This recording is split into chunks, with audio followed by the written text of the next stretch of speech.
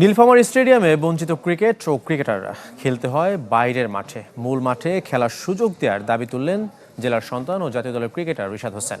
দাবি পূরণের আশ্বাস দিয়েছেন জেলা প্রশাসকও। জেলা স্টেডিয়াম আছে, কিন্তু ক্রিকেট তাতে অবহেলিত, উপেক্ষিত।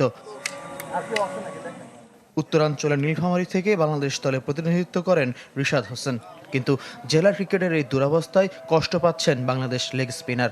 ক্রিকেটাররাও তাদের দাবি তুলে ধরেন।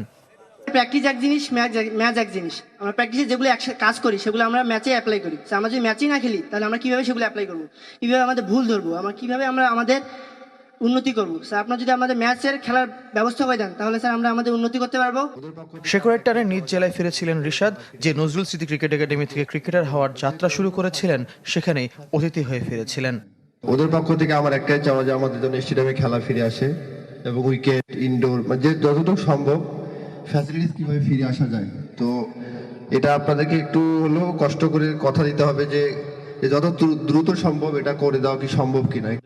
রিশাদের হতাশা ছুঁয়ে গেছে জেলা প্রশাসককেও। তিনিও জেলা স্টেডিয়ামে ক্রিকেট ফেরাতে সহযোগিতার আশ্বাস দিয়েছেন। আমাদের পর্যায় থেকে যতটুকু সহায়তা সম্ভব আমরা দিয়ে যাব। আমাদের যে কমিটি আছে আমরা রেগুলার মিটিং করছি, তোমাদের সুবিধাগুলো, অসুবিধা যেগুলো আছে সেটাও আমরা দেব। নতুন প্রজন্মকে উৎসাহ দিতে এই একাডেমিতেই ক্রিকেট কোচিং করান রিশাদ। Desk report, channel 24।